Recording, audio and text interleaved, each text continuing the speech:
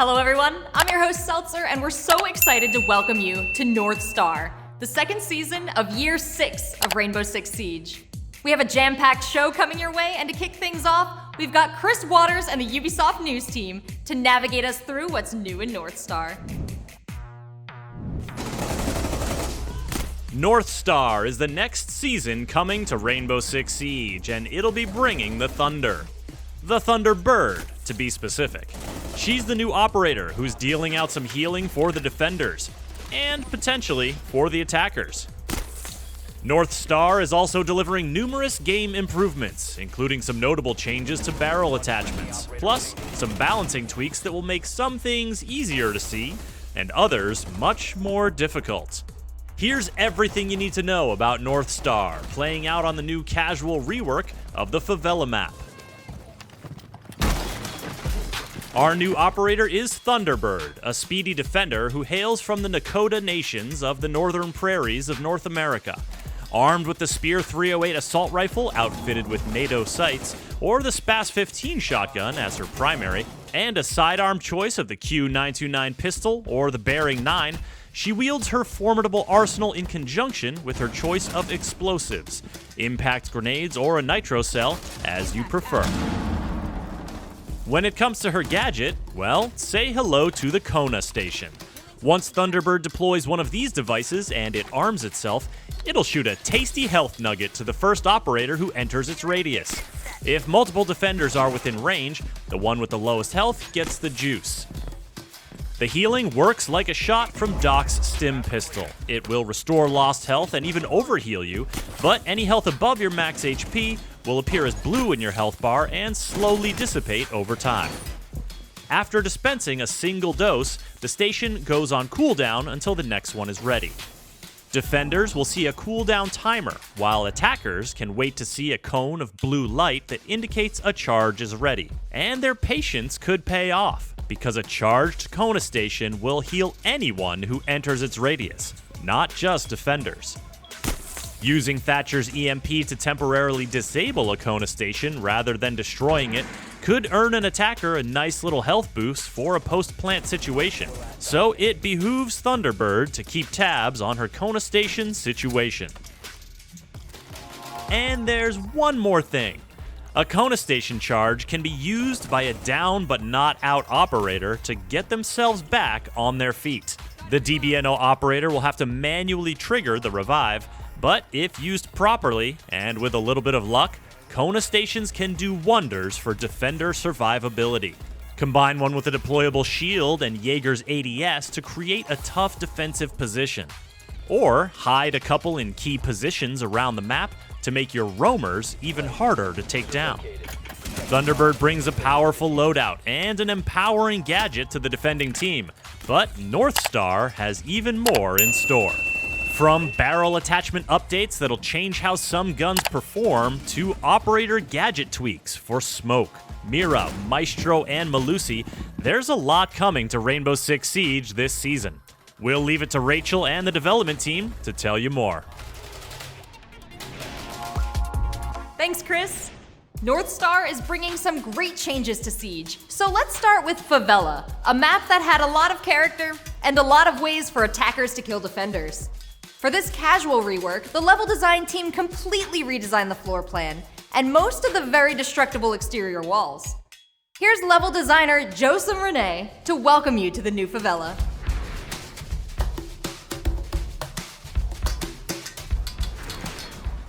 So in Skull Rain, we tried to include a lot of destruction on the outside. Well, we went a bit overboard. So it really created a lot of difficulties for the defenders. They couldn't roam, they couldn't rotate, they couldn't hold any angles. It was really hard to anchor. The destruction on the exterior walls can be really fun, and we've seen it in Clubhouse and other maps, but it really needs to be used in specific places. The objective for the new Favela was really to keep it simple, keep it balanced, tone down the chaos of the original map, while still keeping that same brashness, the same quick fights, the same quick reflex needed. I can't really go through all the changes we made from objective to objective because the layout is completely changed. Basically, the players are getting a new map because of that. It means less rooms, but bigger rooms. Basically, this is a new map set within the same exterior. I wouldn't say we simplified the layout, but we made it really more clear. In the old one, I would enter the map and be lost. That's one thing I think is great with the new Favela. The artists have made a really great work, the color coding and also the thematics.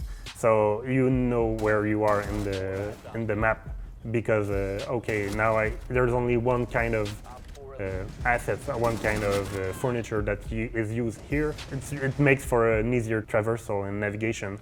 You know where you are, you know what are the next rooms beside you, you know what are the rooms after that room. So it makes for a great navigation, a great flow from room to room, and then you can have all the rotations that are still possible. There is a lot of options for both defenders and attackers to move around the map. Op 4, last operator standing. Friendly's victorious. Thunderbird is the new operator coming in North Star. She hails from the prairies of North America and brings some extra healing power to the defending team. Writer Elisa Saliba and game designer Dominic Clement are here to tell you more.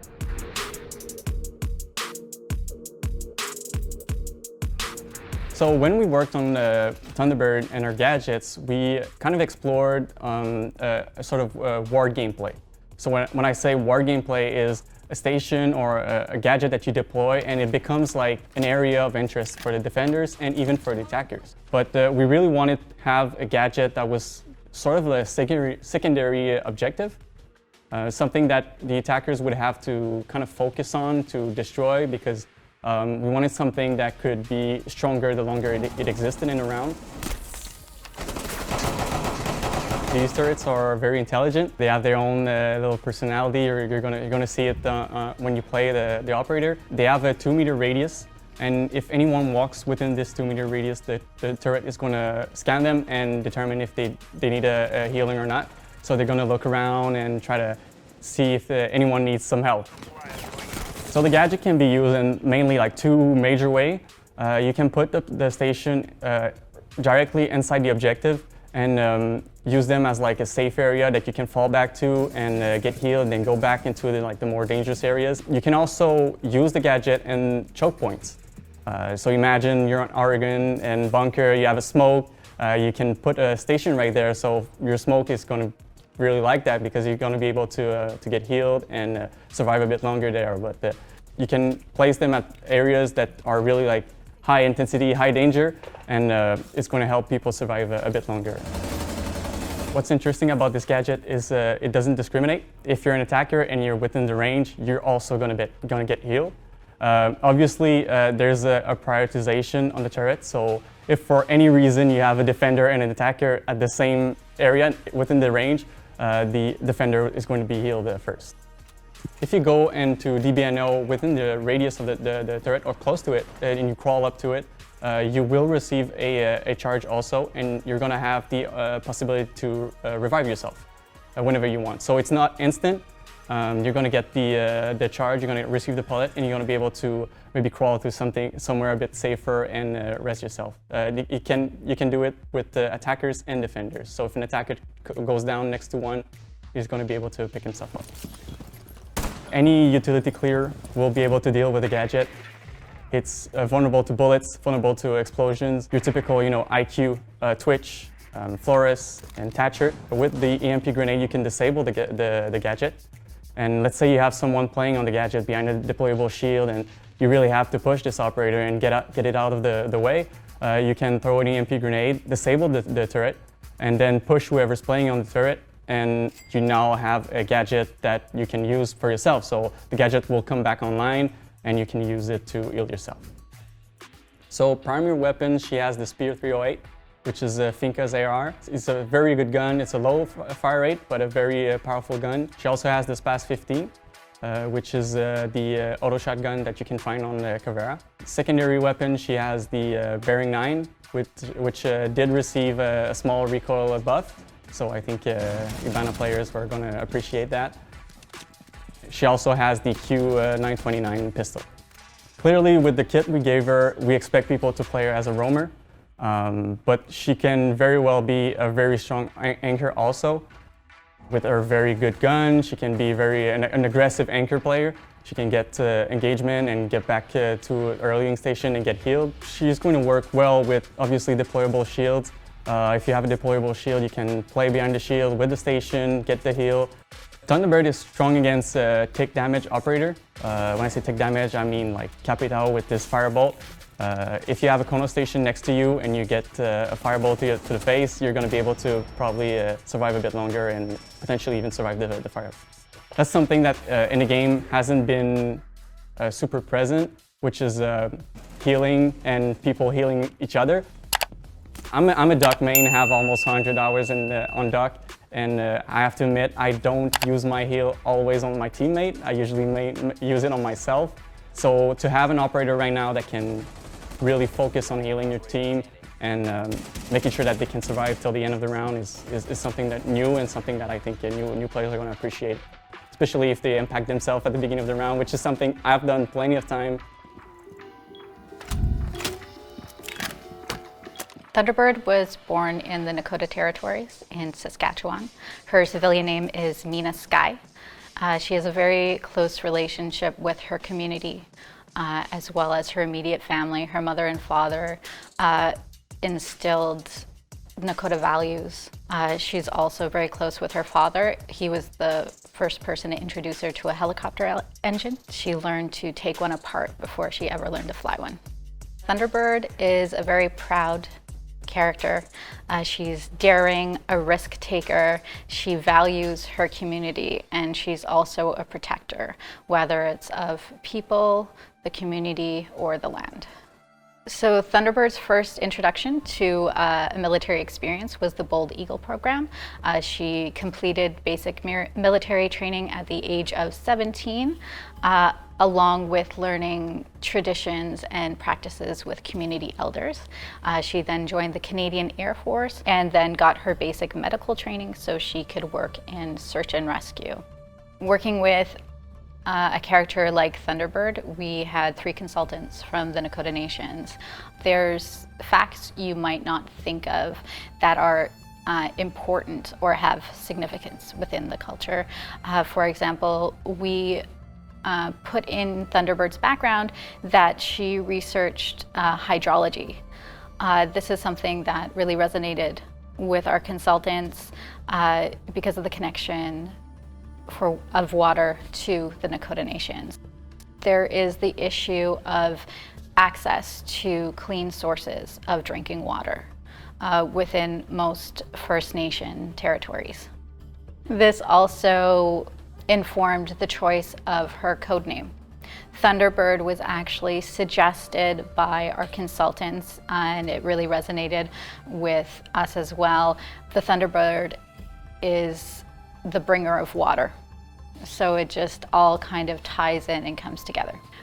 So we try to incorporate as much of the culture as we can with the character.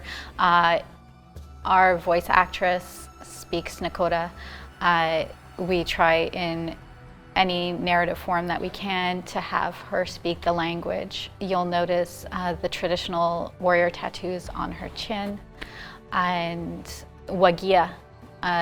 The word on the back of her jacket is actually the Nakota word for Thunderbird. We try to instill a sense of belonging by giving people something to relate to. Whether it's the background of a character, it can be where they were raised, where they were born, cultural identity, or even just a specialization in training or school. Even if they identify with one aspect of a character's personality, any way you interact or feel a connection immediately instills that sense of belonging.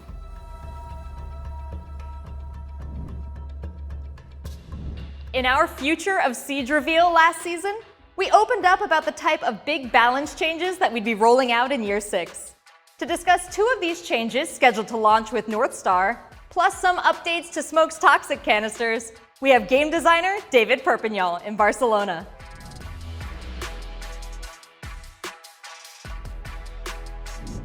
The gadget from Melusi, it's really hard to get around it.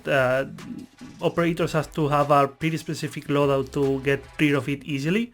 Something with explosives, let's say a grenade or a gun 6, that will help you to get rid of it. But if you don't have those, you have to get into the detection area and risk to do a melee on it, so it's pretty dangerous. At the same time, it's super strong because it has both a slow effect on you and also it's giving intels to the defenders that you are around the area. So in general, it's a pretty strong device. What we've done is that the gadget now is deployed close and it will open only when the attackers are entering the detection area. Once it's open, attackers will be able to deal with it either with bullets or a melee hit. We also kept the gadget vulnerable to explosives, so you can get rid of it in the old way, but now you have more tools. We think that the Banshees will need to be deployed by Melusi more carefully, because you don't want players to have direct line of sight with them. You want them to get surprised by the Banshees, similarly to how we play the proximity alarms, for example. And also for attackers, you'll have more options to deal with it. 10 seconds remaining. Both Mira and Maestro have two gadgets that are very strong in one of the key aspects of Rainbow Six, that is the intel. Both help you to control pretty wide areas, either with the Mira on a specific wall or a Maestro at the end of a room, so they bring a lot of intel and they are pretty strong with that. We're introducing a new mechanic that is called Shattered Glass, that will allow players to get close to these gadgets, use their melee against their glasses and shatter them. Our objective here was to allow the attackers to have more tools to get rid of these gadgets, so they are not that dependent on their load that they're carrying. When they get shattered, they obstruct the view from the other side, either the observation tool or in the case of the Mira, from the other side of the wall. For Maestro, you can shatter the small doors he has, and that will make the Maestro unable to see when the doors are closed. He'll need to open them, and once they're open, he can shoot as always and also gather intel. And for the VP cameras, it's more of the same. You can get close to the camera, melee the glass, and the glass will break. And the operators on the observation tools, they won't be able to see anything. Once they are break, they won't be able to use the red or yellow ping. All the sound feed will remain connected, so you don't see, but you can hear what's going on, which is also an interesting piece. We think that this change is not going to radically affect these gadgets. What we're doing here is giving more options to the players. If they find themselves in a situation where they are close to a Mira or close to a Maestro and they are without explosives in them, they could use the melee to shatter the glasses, and they will gain that advantage. Really, the new smoke doesn't look that different. We've created a new VFX and a new sound effects. I think we've achieved to make it easier to understand where the limit of it is. But yeah, it's not that different. We also made some changes in the damage. So in the past, the damage was decreasing while you were inside the smoke area. But the new damage is going to remain stable during all the time when you are inside. Currently, depending on how the canister is placed, the cylinder will deploy in weird ways sometimes, making the gas get through the walls or even the floors and ceilings. Sometimes this is used by accident, and sometimes is intended, and even some default plans in some maps can be denied with this small glitch or strategy, let's say. So we've included a new propagation system that is based on the current fire propagation system.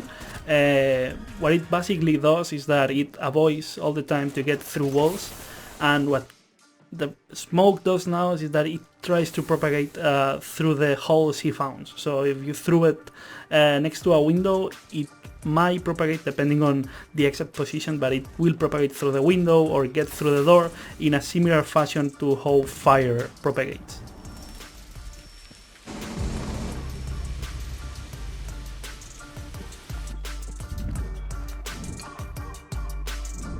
North Star will also introduce a few updates to help make sure you see what you need to see when you need to see it. For details on some visual changes to bullet holes and eliminated operators, here are user experience designer Sebastian Francois and game designer Mathieu Lacombe.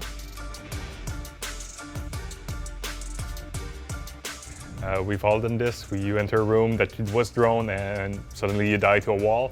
Yeah, we're tackling the bullet holes. Today we have people shooting a small 9mm in a wall and then try to peek through it. We're tackling this topping to make it more fair on both sides. You will never be able to see from a single bullet hole. So if you drone a room, you know that there won't be anyone looking you through a peephole or something like that. No. The crumble system doesn't change at all. If you put 3 bullets with a DMR in a wall, it will still destroy the same way. If you're using the shotgun or CSRX to create some destruction, they will work the same. The issue now with the corpse is that they won't be replicated the same way for all the players. So sometimes line of sight will be available to you, but it won't be available for another one. So that will lead into like very unfair situations where you're going to take decisions that maybe were not the best ones just because of the replication of the body. So the way it's going to work now is that when an operator dies, the body will fall, and just a few seconds later, an icon will appear. So it's going to be a semi-transparent icon because we want you to just have the same amount of intel without the frustration and issues that comes with an actual body. So another benefit of the icon will also make it much easier for you to know who died, because we know that sometimes with the skins that we release, not necessarily easy, and also just the way the body falls. So yeah, the icon will also give you like a more precise intel. Might make the game look a bit less realistic, but for us the main goal with that is competitive integrity. It's something we are striving for. We know it's been an issue for a while, like this particular issue. We've seen it recently, but we're really striving for competitive integrity, and we think this changes for the better. Another commitment we made at the Future of Siege reveal was to refine core gameplay elements like the health and armor system, the way barrel attachments work, and the death experience. Let's go again to Seb and Matt to discuss these changes.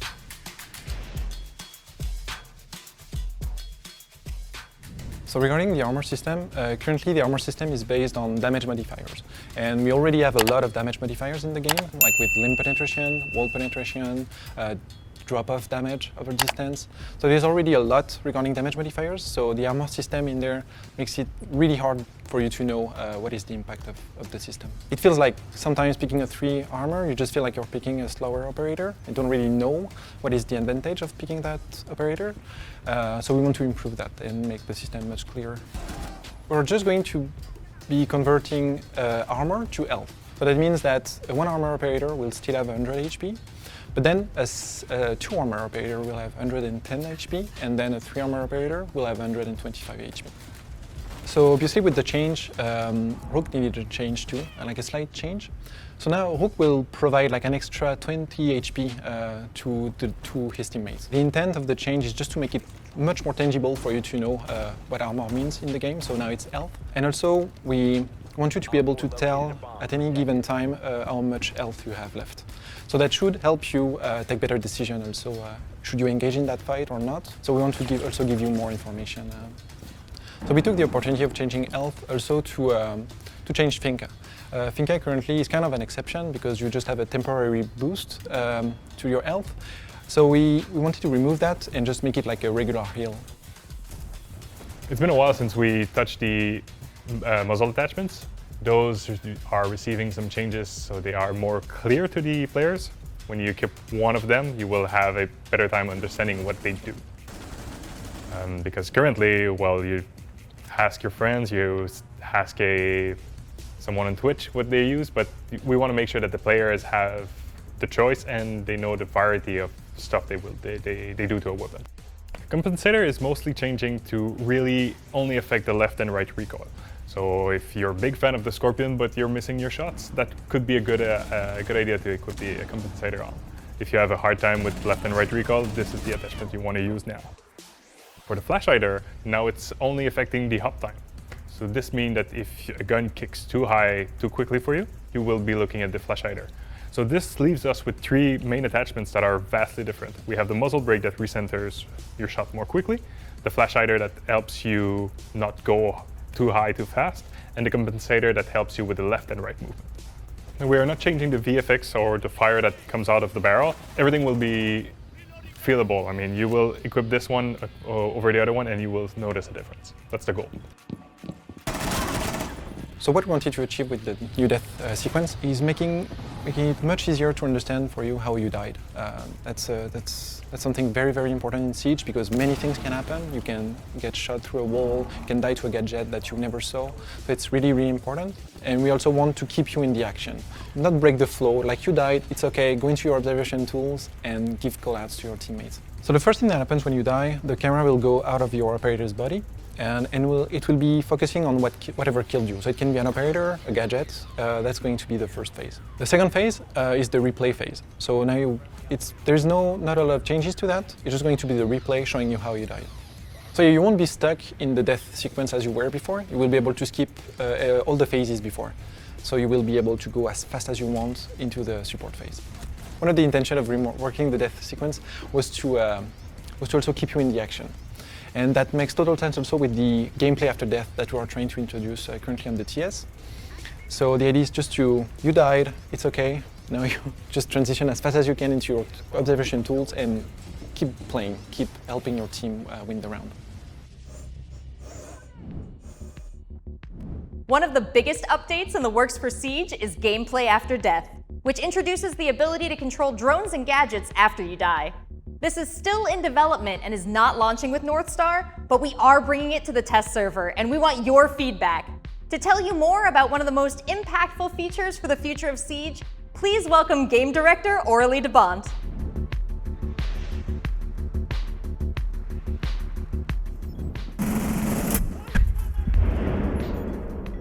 I think the test server, it's the environment for the player to experiment the feature and to give feedback on this feature. And this will be very helpful for the team to adapt and readjust. In attack side and defender side, we have added some gameplay elements, so for players, after their operators are dead. For attack side, dead players can control and move their own drone. So, and just to be clear, you cannot control the drones of another player. Also, we added some feedbacks. When the owner dies, automatically on the regular drones, and it's only on regular drones, antennas are deployed on the drones. So player can know if the drone is controlled by a dead player or by an alive player. The ability of the observation tools can be used. So that means a dead player who plays 0, for example, can use the laser from the Argus camera. On defender side, Echo, Maestro and Mira can control and use their ability after death. Also, we have added some new tools to counter attacker drones. So we have reworked the Bulletproof camera. So now you can rotate the camera and shoot an UMP dart to disable attacker electronic gadgets. The first player inside the camera can use the ability to shoot. So there is no notion of ownership as we have with main abilities because it's a secondary gadget. So this will help defenders to deny drones by disabling them. We have added the drone counter. So the drone counter is only displayed for defenders to help them to track the number of regular drones their team has destroyed or captured. So this is to encourage defenders to be aware of the importance of destroying drones, especially in the context where dead players can focus on droning them out. So I'm very excited by this new feature because you can still have an impact on the outcome of the round. Even after your death, you can still help your team. We are aware that gameplay after death will affect the whole game balance, especially for operators whose abilities revolve around observational tools. And we have started to work on this. So, for example, the fact now you can shatter the glass of the Maestro turret with a melee to deny the vision is a good example. And we have also some other plane, like we are working to explore a new secondary gadget around denied information, for example. And the most important aspect we want to be sure before releasing this feature that it's never a valid strategy to take careless fights early in the round and not care about dying. So even if the change means that dying will be a bit less punishing than it's been before, but we still want it to be very punishing. But as you know, balance a live game is without end, and this evolves constantly. Thank you all for watching our reveal of North Star. The test server will be going live on Tuesday, May 25th, and we hope to see you there. Now, for one last reveal, a realistic Hibana figurine inspired by the game. This highly detailed figurine comes with a unique code to unlock an exclusive weapon skin and is now available for pre-order. Thank you for watching, and we'll see you on the test server.